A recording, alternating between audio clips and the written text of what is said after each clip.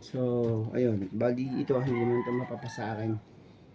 Kasi nung time na yon, nagkaroon ako ng bike. Yung bike na yon, bike ni Jason. Pamangkin ni Jason. Si Jason ay kabatsmate ko sa Quezon National High School, Lucena City. And then, nagkaroon ng atraso yung kapatid ko dahil meron siyang kapitbahay namin na ano sa kanya ng scooter. Yung scooter naman, sa pagkakalam ng kwento, nalaman ko ay pinagawa niya tapos ibinenta sa ibang tao. Sabi naman ibinigay dun sa anak niya. So pinangako at hindi naman ibibigay pera. Ako naman nagbunta dito, natulog ako dito nung panahon nasa hospital si mama.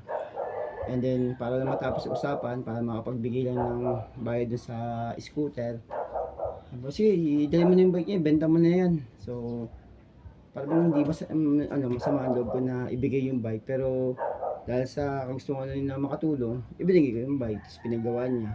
And then naibenta nga niya yung bike. Yung pala, yung perang binenta ng bike, hindi pa rin niya ibinigay dun sa scooter. So sakit na naman ng ulo, binigyan mo na ng pagkakataon. So nung binigay ko yung bike, sabi ko ay akin na lang yung Buddha mo. Pumayag naman siya. So ayun, para bang maganda naman yung meron kang ganito eh. Pero nung pinakita ko kay mama to, mama, ano, gusto mo to? Para bang yung kapatid ko kasi nagbebenta ng gamit sa nanay ko.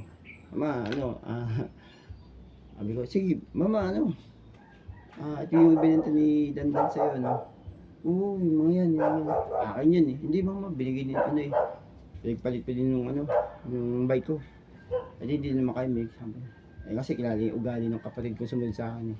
So ako din naman, pag nakikita ko siya, kasi tinulungan ko, iniisip ko talaga na yung bike na yun, ibebenta niya para ibenta. Pag inaibenta, ibibigay din sa may scooter. So hindi nangyari. Sama-sama ng loob ko. Pag ang tinulungan mo na, kagaya nun, may bisyo siya. Tapos, pambisyo, meron pang sigarilyo, pang inakala, pambisyo pa rin niya. Yun, kahit ipa-drug test mo, talagang meron eh. So, hindi pa rin nagbabago. Ang hirap. So, anyway, ako, naranasan ko na kahit ako payat, nag-iisip din ako problema ng pansarili kong problema sa buhay ko, sa anak ko. Siyempre, gusto ko siyang pagtapusin ng pag-aaral, problema sa loob ng bahay, sa gawain, pabayad ng renta ng bahay, kuryente, tubig, pagkain, yung gusto kong gawin sa buhay ko. Sabi ko parang ang dami kong gamit, parang hindi rin siya maganda. Wala pong pantaya. Opo, wala pong pantaya tita. So, wala pong pantaya, na kay mama pong pera. Nasa ospital po. Nagpapatanggal po ng tahi ng kanyang paa, yung sa tuhod po niya. So, para ba sa akin, gusto ko nang lumayas, gusto kong manalo sa wedding, gusto kong wala lang talaga eh. So sabi ko buwas ng gamit. Anyway, parang gusto ko lang siyang ayoko na makita. Parang hindi rin naman ako masaya makita ko yun to eh. So may mga may mga bigay-bigay pa. So ito, plastic din to eh. So parang ganyan, hindi maganda. Ano lang. Yan, para bang sa akin kasi pag ganun,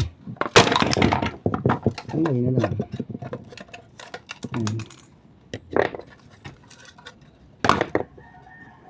Yan, parang siyempre, hindi na rin siya ano ba? Maalala ko lang yung kapatid ko, maalala ko lang, ay, hindi naman to, palit na lang. So, that's it. Yun. At least, kita nyo na sira siya. So anyway, yun. Hanggang dito na lang. And at least ako kasi tanda ko yun, nagkaroon ako ng girlfriend, nagkahiwalay kami.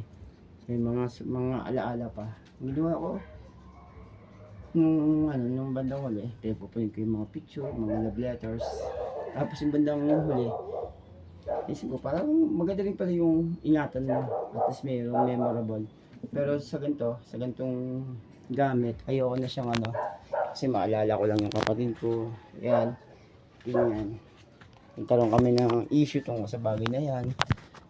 Yan. Kaya minsan, ano, mahirap din yung maging matulungin sa kapatid o ang ano ba, sana kung generous ka talaga na ikaw ay mapera, baliwala lang sa'yo. Ang halaga kasi tumulong ka ng tumulong sa kapwa mo, kapatid mo.